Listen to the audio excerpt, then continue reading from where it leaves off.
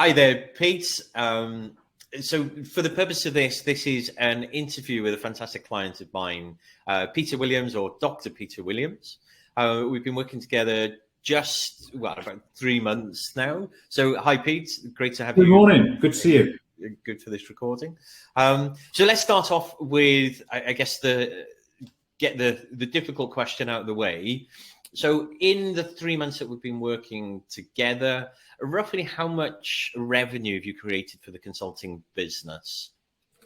Straight in there with the good question, the important questions. Yeah, I can give you those because data counts, and we count this pretty religiously. So I've billed 52k and I've booked just over 170k, which should roll in over the course of, or completely roll in over the course of 2023. Fantastic. Oh, that's amazing. And when we very first spoke just over 3 months ago, I seem to remember that's probably in excess of what you're looking to achieve as your annual revenue. Yeah, significantly so. I think there's a couple of things there. I mean, one, I didn't really have a number. One, I didn't really know what the art of the possible was. And despite being on the receiving end of this for some time, it was a more case of me taking a guess and ably helped by you. Oh, fantastic. So Pete, now we've got the hard question out of the way. Give us a little bit about your background. Sure. I'm 56. I'm a Brit, obviously, as you can tell. I live in Barcelona. I've spent 30 years in corporate life. And at the end of 2020, amidst the pandemic, I decided that it was time to do something for myself, basically working more with people and organizations, doing things that I enjoy doing, and I've got a track record and form for doing. So I took the plunge, left corporate life, and set up as a freelancer, set my own consulting business, and I've gone from there. So, it's that early stage of finding my feet and working with a few sort of friendly clients who are good enough to take me on and to do some freelance project work. And now I'm kind of out there trying to build a practice around the stuff I love doing. So I think one of the things with you, Pete, is you don't always share the extent of what you've done. So I was in corporate life. I think that's slightly belittling a little your expertise. So what was the one or two last roles that you have? Okay, so my last two roles, I was a COO and then the CEO of a subsidiary of Telefonica, based here in Barcelona. I was really fortunate and able to see that organization from its conception, build it, and then eventually lead it with an amazing group of people who will always have a very special place in my heart. Before that, I've worked in tech, mobile and telecoms pretty much the entire 30 years. I've had some great experiences, whether that's the launch of broadband, so the demise of good old ISDN and the launch of broadband and what that meant to people. I remember being introduced to a project under cloak and dagger and strict NDAs to launch this thing into the UK that subsequently became known as iPhone. So yeah, bringing smartphones into the UK was something I always look back on very fondly as an incredible experience of innovation, ingenuity, and amazing teamwork. And yeah, I've had a really lucky, fortunate time over a long period, and there's just a load of stuff which I've learned but don't necessarily know I've learned that now I'm trying to kind of package and put back into businesses where I can help them. I think it's fair to say that you were what could be called a heavy hitter. As you said, you're a COO, a CEO of a subdivision of Telefonica, which I think was sort of the entrepreneurial spin-out innovation lab.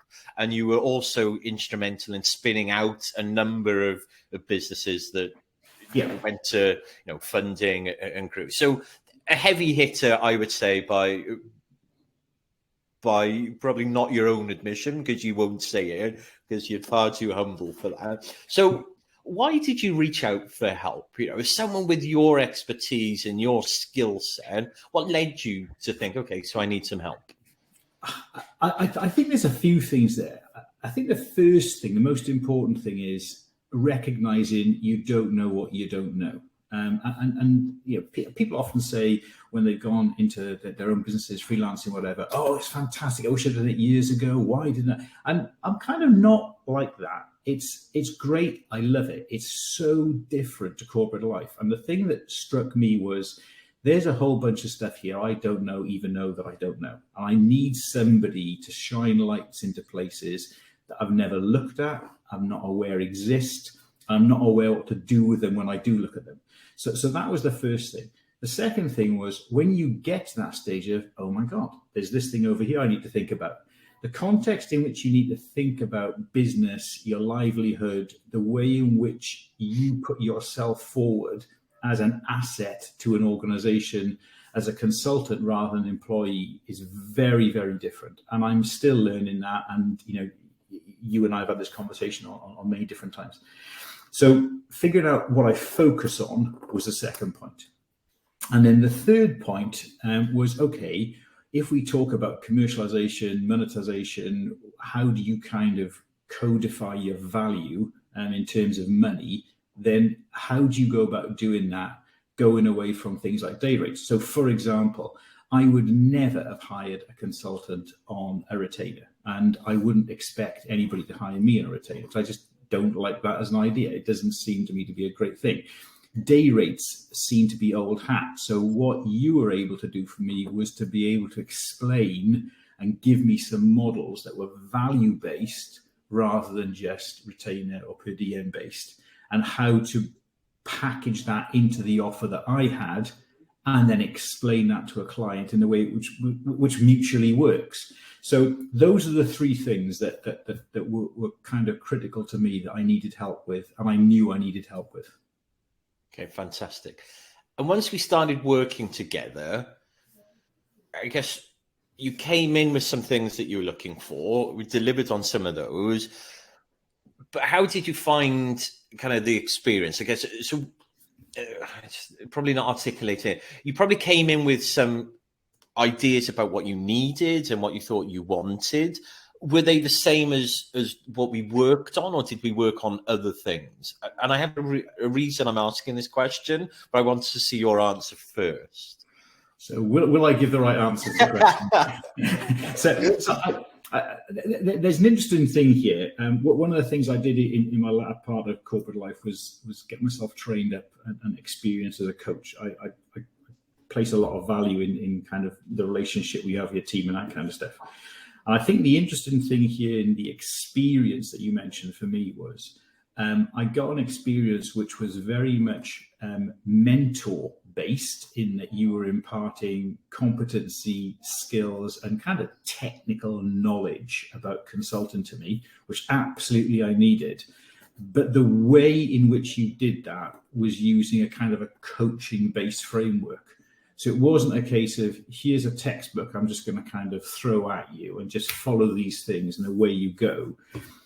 What I appreciated about the early part of our relationship when I was explaining what I needed was there was clearly evidence of, okay, you're actually listening to what I'm saying here, rather than saying, I don't care what you say, I've got an answer for you.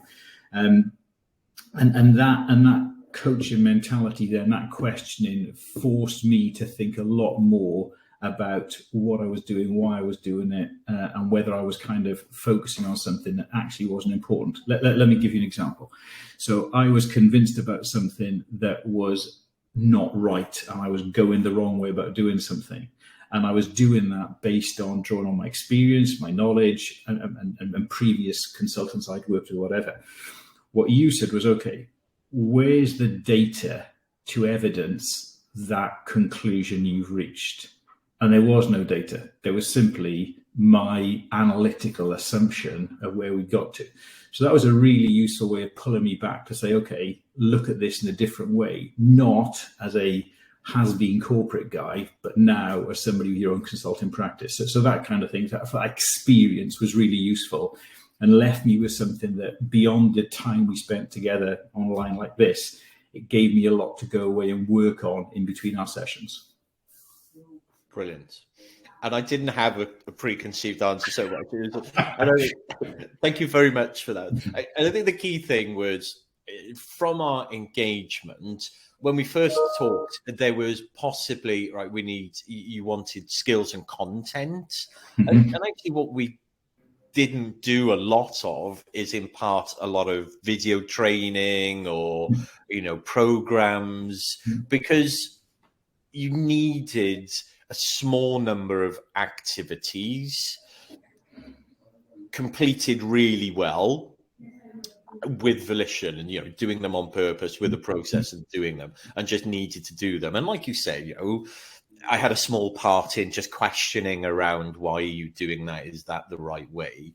But it struck me that we could have gone into a relationship. I could have given you a load of video content and different things, but it's not what you needed. What you really need is, just some focus and structure. And then you just cracked on with it and did it, and that's what I loved about working with you as well, is, you'd be just implementing like crazy. You had that mentality of implementing like crazy. And that's why, it made it really easy for us to be working together. Although, if people do research us, the funny fact is, Pete actually hired me for my very first job out of university some 30 odd years ago. But we probably didn't speak for about 25 years because we both went our separate ways. So it's not like you came in as a buddy. You were a cold network, if you like. So in terms of, let's focus it, if you don't mind, Pete, on business development. Yep. I guess, were there any key things that you learned just about the business development side of starting and growing your practice? Yeah, I think there's a few things here I pick up on which I've tried to adopt as kind of habit now. So the first one is, don't underestimate or not carefully look at your network. So I was, you mentioned in your comment there that it was a few very focused activities. I came to you on the basis of, I needed to be kind of spreading the word far and wide to as many people as I possibly could. And actually that was pretty much the opposite from what, I ended up doing with your help. So I think the first thing is, really don't underestimate your network, but also really understand it. You can't just say, no, I don't underestimate it, it's great. You've really got to value it and appreciate what it's there to give you. And that takes time to work through that and understand it. The second thing is, from a business development point of view, is how do you go about understanding your potential client in a way where you're meeting them where they are rather than you taking your offer to them. So that whole idea of client insight and learning about your client whilst developing your biz dev cycle, your biz dev practices, rehearsing those sales meetings, almost getting that sort of comfort in place of knowing your craft. Again, super, super important. And genuinely, I learned so much about my potential clients that arrogantly I figured I already knew. I learned a lot about where they were going to their place rather than dragging them to what I was offering. That's the second thing. The third thing, and this is probably the most important in terms of the rubber hitting the road, getting the confidence and starting to book some revenue, is being able to take those first two parts, understand your network, understand your client insight, then have an offer for them which meets their needs, solves the problem, does all those kind of good things that we all understand, but is really, really simple. You're not asking for big contracts to be signed and long commitments and multiple milestones and loads of work packages. It's a really simple delivery that does a few things. First of all, for me, what I found was that the barrier to purchase was relatively low. And I'd say I've been on the other side of this for long enough to know, that you can make these things a real problem. So kept that low. Second, you can get going literally within a day or two. Third, they're going to see a tangible output from it within notionally a week, maximum a month at the very most. And that kind of almost, it's from my previous incarnations, I'd say it's almost a try before you buy. It's a no regrets purchase. you're doing something, you're giving the person a crack at helping you fix your problem. They're going to get paid for it. You're going to be able to evaluate pretty quickly, and you figure out where you go from there. As I said at the start, my build to booked ratio it feels pretty healthy at the moment. I think it can improve still significantly, but that sort of onward opportunity pipeline, and yes, later in the year we want to book you in to look at this, look at that, do whatever. It comes as a consequence of hitting the delivery and getting that milestone up front, and that can only be achieved by giving them something which is super easy to purchase. Sorry, long answer to a short question. No, I love long answers, especially when I'm not doing the talking. So you've got all of this success, this initial success. Does that mean you now stop? You crack on and perfect your consulting trade, but stop getting clients and business development? No, far from it. Bizarrely, for me anyway, I quite enjoy that sort of that biz dev sort of activity now, which I certainly did not 3 or 4 months ago. I enjoy those kind of exploratory conversations, and I think I've become more comfortable and better, whatever better means, at them, because I'm in a position where I can be a bit more relaxed about them. You're not doing it on the basis of I've got to get this, I've got to get this, I've got to get this. You can be more relaxed on it on the basis of, well, there's a number of ways we can look at this. You can do this, you can do that. And yes, you're still having a business development conversation, but it's very much just a conversation. So from that perspective, yes, I'd love to work with some other businesses. I'd love to work with some businesses that I've, or sectors, verticals, or whatever I've never worked in before. That would be just curious and interesting. I still do quite a bit of academic and research work, and I'd love to work with some organisations who kind of pique that interest as well. So that would be good to do. And also, I think being able to have a broader sort of portfolio of clients is good for those clients that you're working with, just on the basis that you can bring more to them from the experiences you've got. And my experience, although it's reasonably broad, but it's all in kind of tech, mobile, and telecoms. So I think it can add a lot to that as well. So yeah, definitely on the path and enjoying it.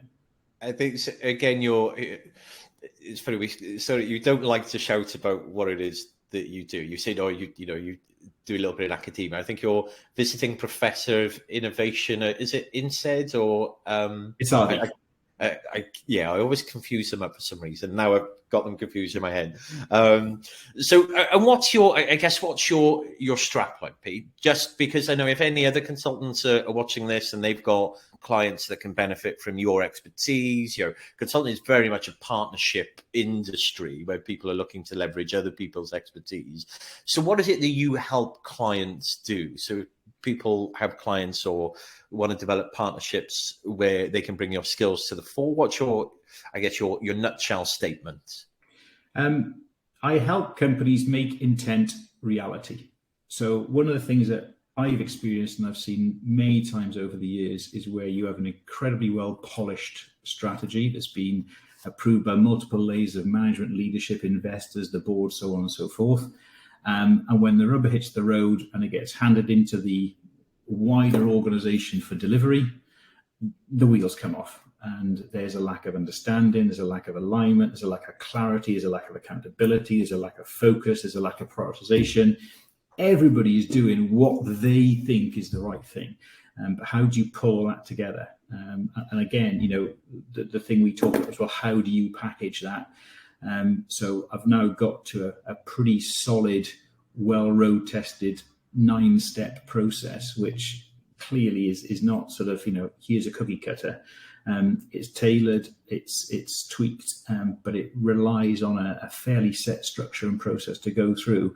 At the end of the day, it's pretty much all about leadership and people, and working with people so they can do their best at work, whilst at the same time recognizing that it has to have that very tangible outcome of we're hitting our milestones, we're hitting our metrics, and we're getting the progress we need and delivering the strategy that the good and great have handed on to us. Brilliant. And you're very good at it as well. Thank you. But I just had a slight chuckle there, Pete, because something came into mind there. So I was just going to say, where can people find you? Is it? I think it's drpete.io. Yeah. So yeah. Yes. No, let me say it before you say it, because I think this is a common thing. Yeah. So we started off with the numbers. So I think you've invoiced. It's over 50K. Yeah. You've got about 150K committed so far. You don't have a website. So you've managed to do that without a bells and whistles website, because it wasn't necessary. It's not that we don't understand websites, or you've got a cup of tea coming in the background, Pete. Sorry, excuse me. So it's not like it's not something we didn't have planned, or it wasn't needed for you at that stage, was it? No, we talked about it, and a couple of things. Firstly, I had no interest in doing it. It's not something I'm particularly good at. I wasn't particularly keen to do that. And second, the people I was talking to didn't need me to have a website. What I'm finding now is that I'm getting referrals from people, which is great. People are asking, can they refer me? Which is lovely. Thank you so much. And of course, they need something to give to somebody else, and saying, oh, send him an email, or, oh, he's a really nice guy, doesn't really cut it. So yes, I'm having to invest time in putting a website together, which is a challenge for me. Brilliant. But from a coaching perspective, I love it, because you do what's needed when it's needed. So at the time, we didn't need to focus or spend time building out your website. You now got a bit of a plan to do that at drpete.io. Yes. Dr. Pete at drpete.io will get to me as an email. The website isn't exactly up and running. But you're still booking money. But I'm still booking revenue. Yes, I am. And that's the key thing. Yes. Okay, Pete. So I guess thank you very much for sharing that. Before we go, is any comments or is there any question I haven't asked you in the interview that you think I should have asked you? No, I don't think there is. I think one of the other things that I got a lot of value from was what you brought to the conversation, that on the face of it, when you started talking about it, didn't feel relevant, but is. So let me give you an example. You talked about the time where you spent doing much more kind of conventional sales training, and some of the practices and some of the models that get used, and how you take that experience, listen to what I had to say, and then translate that into, this is how you can apply some of this stuff. This is where some of this stuff is just kind of interesting to appreciate and understand, as well as, it goes back to my former point, rather than, yes, so you told me this, now go and do that, and that. There you go. It was useful to give context, because I think, one of the things that I needed as much as anything else was to be aware of what was going on, to have an understanding, to have context, to really appreciate what I was trying to do. And that's where I felt I got a lot of that from you. So that was really helpful. Brilliant. Well, Pete, thank you very much. You've been an absolute superstar, and I have to say, a brilliant client to work with. So onwards and upwards. Thank you.